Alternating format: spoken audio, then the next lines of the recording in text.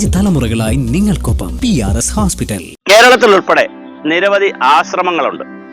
ആശ്രമം എന്ന് പറയുന്ന തന്നെ നമ്മുടെ ജീവിതത്തെ മെച്ചപ്പെടുത്തുന്നതിന് വേണ്ടി, നമ്മൾ കാര്യങ്ങൾ പഠിക്കുന്നതിന് വേണ്ടി പോകുകയും മനസ്സിലാക്കുകയും ചെയ്യുന്ന പ്രദേശം അല്ലെങ്കിൽ സ്ഥലമെന്നാണ് വളരെ ലളിതമായി പറയുന്നത്. അപ്പോൾ അങ്ങനെ ചിന്തിക്കുമ്പോൾ അവിടെ ഗുരുക്കന്മാരുണ്ടാവും. ഗുരുക്കന്മാർ നമുക്ക് പ്രകാശം നൽകുന്നവരാണ്. ശിഷ്യന്മാരായിട്ടുള്ള ആളുകൾക്ക് ജീവിതത്തിന്റെ മെച്ചത്തെക്കുറിച്ച് പറഞ്ഞു കൊടുക്കുവാനൊക്കെയാണ്. കാരണം ശിഷ്യരെ സംബന്ധിച്ചിടത്തോളം, അല്ലെങ്കിൽ അനുയായികളെ സംബന്ധിച്ചിടത്തോളം, അല്ലെങ്കിൽ അനുഭാവികളെ സംബന്ധിച്ചിടത്തോളം, അല്ലെങ്കിൽ സന്ദർശകരെ സംബന്ധിച്ചിടത്തോളം അവർ ഭൗതിക ജീവിതത്തിന്റെ വല്ലായ്മയിൽ ഇല്ലായ്മയിൽ ഓടുന്നവരായിരിക്കും. സ്വന്തമായി അധ്വാനിക്കുക, ഭക്ഷണം പാചകം ചെയ്യുക, വസ്ത്രങ്ങൾ ഉണ്ടാക്കുക, അതുപോലെ ഒരുപാട് കാര്യങ്ങൾ, വീട് വയ്ക്കുക, കാറ് വാങ്ങുക, അങ്ങനെ ഭൗതിക തൊഴിലെടുക്കുക തുടങ്ങിയ ഭൗതിക ജീവിതത്തിന്റെ വല്ലാത്ത ഓട്ടത്തിലായിരിക്കും മനുഷ്യർ, സാധാരണ മനുഷ്യർ. അതേസമയം ഭൗതിക ജീവിതം കുറെ അങ്ങ് ഉപേക്ഷിക്കുകയും ഭൗതികമായ ജീവിതത്തിൽ നിന്ന് മാറി ചിന്തിച്ച് ആത്മീയമായ കാര്യങ്ങൾ ചിന്തിക്കുകയും അങ്ങനെ ഗൗരവമായി ആത്മീയ തലത്തിലേക്ക് വ്യാപരിക്കുകയൊക്കെ ചെയ്യുന്നവരാണ് പലപ്പോഴും ഗുരുക്കന്മാർ. അങ്ങനെ ചിന്തിക്കുമ്പോൾ ഇപ്പൊ തിരുവനന്തപുരത്ത് തന്നെ പോത്തങ്കോട് കേന്ദ്രമായി ശാന്തഗിരി ആശ്രമമുണ്ട്.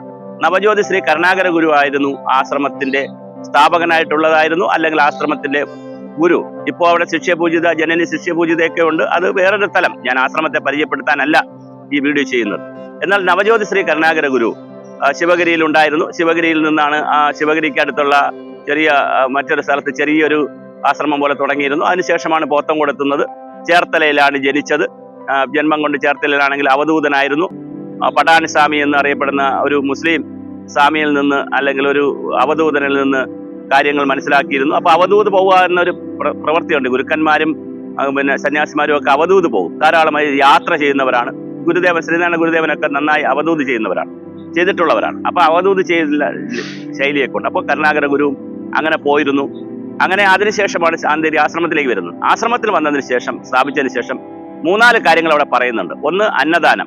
അവിടെ വരുന്ന എല്ലാവർക്കും, എത്ര ആയിരക്കണക്കിന് ആളുകൾ വന്നാൽ പോലും അവർ ഭക്ഷണം കൊടുക്കാറുണ്ട്. ഏത് നേരം വന്നാൽ പോലും അവിടെ ഭക്ഷണം കിട്ടുക സൗജന്യമായി കിട്ടുക എന്ന് പറയുന്ന ഒരു പ്രധാനപ്പെട്ട കാര്യമാണ്. അതുപോലെ തന്നെ ആരോഗ്യം, ആളുകളുടെ ആരോഗ്യത്തിന് വേണ്ടിയിട്ട് ആയുർവേദ ആശുപത്രിയുണ്ട്. ആരോഗ്യം വളരെ പ്രധാനപ്പെട്ട, അന്നദാനവും ആരോഗ്യവും വളരെ പ്രധാനമായ ആശ്രമത്തിൽ നോക്കുന്നുണ്ട്. അതിനേക്കാളൊക്കെ പ്രധാനമാണ് ആത്മബോധത്തെക്കുറിച്ച് പറയുന്നുണ്ട്. അതാണ് എന്നെയൊക്കെ ആകർഷിച്ചിരിക്കുന്നത്. ഒരു ആത്മബോധത്തിന്റെ ചിന്ത പറയുന്നുണ്ട്. മനുഷ്യരാരാണ്, അവന്റെ കർമ്മമണ്ഡലങ്ങളിൽ അവൻ വ്യാപരിക്കുമ്പോൾ എന്താണ് സംഭവിച്ചിരിക്കുന്നത്. കലിയുഗത്തെക്കുറിച്ച് പലരും പറഞ്ഞിരിക്കുന്നത് കലിയുഗം വളരെ മോശമായ യുഗമാണെന്നുള്ള ചിന്ത പലപ്പോഴും വരുന്നുണ്ട്. കാരണം സമൂഹത്തിൽ ഓരോ കാര്യങ്ങൾ കാണുമ്പോൾ നമുക്ക് അങ്ങനെ പറയേണ്ടി വരും. മറ്റ് യുഗങ്ങളെ അപേക്ഷിച്ച്, സത്യയുഗത്തെയും ത്രേതായുഗത്തെയൊക്കെ അപേക്ഷിച്ച് കലിയുഗത്തിൽ ഒരുപാട് കാര്യങ്ങൾ നടക്കുന്നു, അല്ലെങ്കിൽ ഒരുപാട് മോശമായ കാര്യങ്ങൾ നടക്കുന്നു നമ്മൾ കാണുന്നുണ്ട്. അത് പ്രായോഗികമായി നമ്മൾ കാണുക. പക്ഷെ കലിയുഗത്തെ നവജ്യോതി ശ്രീ കരുണാകര ഗുരുവിന്റെയൊക്കെ അഭിപ്രായത്തിൽ കലിയുഗം എന്ന് പറയുന്നത് കലിയുഗത്തിലെ കർമ്മം നമ്മൾ ചെയ്ത് ആ കർമ്മത്തിൽ നിന്ന് മുക്തി നേടുന്ന പുതിയ ഒരു ആത്മീയതയാണ് അവിടെ നിന്ന്, സ്പിരിച്വൽ ലൈനാണ് ആശ്രമത്തിൽ നിന്ന് ആത്മബോധത്തിന്റെ ഭാഗമായി പുറത്തേക്ക് വെക്കുന്നത്. നമ്മുടെ ജീവനിൽ കർമ്മവാസനകൾ ഒരുപാട് വന്നുകൂടിയിട്ടുണ്ട്. ഈ കർമ്മവാസനകളെ നമ്മൾ കർമ്മം കൊണ്ട് തന്നെ, അല്ലാതെ തപസ് കൊണ്ടല്ല, ധ്യാനം കൊണ്ടല്ല, കർമ്മം കൊണ്ട് തന്നെ, സത്പ്രവർത്തികൾ കൊണ്ട് തന്നെ നമുക്ക് മാറ്റിയെടുക്കേണ്ടതുണ്ട്. അവിടെയാണ് ആകാശത്തോളം, പ്രപഞ്ചത്തോളം വലുതാണ്, അല്ലെങ്കിൽ ആകാശത്തോളം വലുതാണ് അച്ഛനെന്നും പിതാവെന്നും പിന്നെ അമ്മയെക്കുറിച്ചും കുടുംബത്തെക്കുറിച്ചും ഒക്കെ വളരെ ഗൗരവമായ ചിന്തകൾ വരുന്നത്. ലോകത്തിന് ഉതകുന്ന മക്കൾ വേണം. എത്ര മനോഹരമായ ഒരു കാഴ്ചപ്പാടാണ്. ലോകത്തിന് ഉതകുന്ന മക്കൾ എന്ന് പറഞ്ഞാൽ മറ്റുള്ളവർക്ക് കൂടി സഹായകമാകുന്ന ജീവിതം നിവർത്തിക്കുന്ന മക്കളിലാണ് ഈ പ്രപഞ്ചം നിൽക്കുന്നതെന്ന് പറയുന്നത്. അപ്പൊ പിന്നെ മറ്റൊരു പ്രധാനപ്പെട്ട തത്വം പറയുന്നത്, ഉലകം അല്ലെങ്കിൽ പ്രകൃതി ഒരുങ്ങാതെ നമ്മൾ എന്തെങ്കിലും നേടിയിട്ട് കാര്യമില്ല. ആ നേടുന്നതൊന്നും നമ്മൾക്ക് ഗുണം കിട്ടുകയല്ല, മാത്രമല്ല നമ്മളെയും കൊണ്ടുപോകും. ചിലപ്പോൾ പലതും നമ്മൾ കാണാറുണ്ട്. വെട്ടിപ്പിടിക്കുന്നവർക്ക് വല്ലാത്ത ഏതെങ്കിലുമൊക്കെ രൂപത്തിൽ വളരെ മോശമായ രീതിയിൽ പണം സമ്പാദിക്കുന്നവർ, പദവി സമ്പാദിക്കുന്നവർ, അധികാരം കൈയാളുന്നവർക്ക് തീർച്ചയായിട്ടും പ്രകൃതി ഒരുങ്ങാതെ, പ്രപഞ്ചം അതിന് തയ്യാറെടുക്കാതെ കിട്ടിയിട്ട് കാര്യമില്ല. അത് നമ്മളെയും കൊണ്ടേ പോകുള്ളൂ. ചിലപ്പോൾ ഉത്തുംഗത്തിൽ കയറ്റും, പർവ്വതങ്ങളുടെ മുകളിൽ കയറ്റാൻ സഹായിക്കും. പക്ഷെ അത് കയറുന്നതിനേക്കാൾ വലിയ വീഴ്ചയിലായിരിക്കും താഴേക്ക് വരുന്നത്.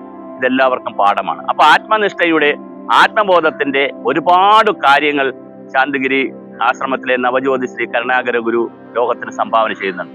മനുഷ്യജന്മത്തിന്റെ ജീവന്റെ മുക്തികൾക്ക് വേണ്ടി, ഞാൻ പറഞ്ഞ പോലെ ലോകത്തിനുതകുന്ന കുഞ്ഞുങ്ങളെ സൃഷ്ടിക്കുന്നതിന് വേണ്ടി, അങ്ങനെ കുഞ്ഞുങ്ങളെ വളർത്തിയെടുക്കുന്നതിന് വേണ്ടി, സമൂഹത്തിന്റെ നന്മയ്ക്ക് വേണ്ടി ഓരോ കുടുംബസ്ഥനും, ഓരോ ഗൃഹസ്ഥാശ്രമിയും എന്തെന്ത് ആചരിക്കണമെന്നും അതെങ്ങനെയാണ് മുന്നോട്ട് കൊണ്ടുപോകേണ്ടതെന്നുമുള്ള വളരെ ഗൗരവമായ ഭൗതിക ജീവിതത്തിൽ നാം നേടേണ്ട കാര്യങ്ങളെ സംബന്ധിച്ച് അവിടെ ഈ പറയുന്ന പോലെ ജാതിയുടെ, മതത്തിന്റെ, വർഗത്തിന്റെ, വർണ്ണത്തിന്റെ ഒക്കെ വ്യത്യാസത്തിനപ്പുറമായി ഒരു ആത്മനിഷ്ഠപരമായ, ആത്മബോധത്തിൽ അധിഷ്ഠിതമായ ഒരു ജീവിത ശൈലി കൊണ്ടുപോയി ഈ കലിയുഗത്തിൽ വന്നുപോയ കെടുതികൾ ഉണ്ടെങ്കിൽ ആ കെടുതികളെ ഇല്ലായ്മ ചെയ്യുന്നതിനുള്ള ഒരു പ്രവൃത്തിയായി കാര്യങ്ങൾ പ്രവർത്തിച്ച് നിവർത്തിക്കണം എന്നുള്ള ഒരു വലിയ സങ്കല്പം അല്ലെങ്കിൽ കാഴ്ചപ്പാട് കൂടി തന്നിട്ടാണ് നവജ്യോതി ശ്രീ കരുണാകര ഗുരു ലോകത്തോട് പോകുന്നത്. അത് എത്ര കണ്ട് നമുക്ക് എല്ലാവർക്കും മനസ്സിലാകും എന്നുള്ളത് വളരെ വലിയ പ്രശ്നമാണ്. എത്ര വലിയ ഗുരുക്കന്മാർ ഭൂമിയിൽ വന്നിട്ടും കാര്യമില്ല. ശിഷ്യന്മാർ അല്ലെങ്കിൽ ബാക്കിയുള്ള ആളുകൾ, അത് കാണുന്നവർ, കേൾക്കുന്നവർ, അനുഭവിക്കുന്നവർ എങ്ങനെയാണ് ഈ വിഷയങ്ങളെ എടുക്കുന്നു എന്നുള്ളതാണ് വളരെ പ്രധാനം. ഗുരുക്കന്മാരുടെ രീതി വളരെ മറ്റൊരു വഴിയാണ്.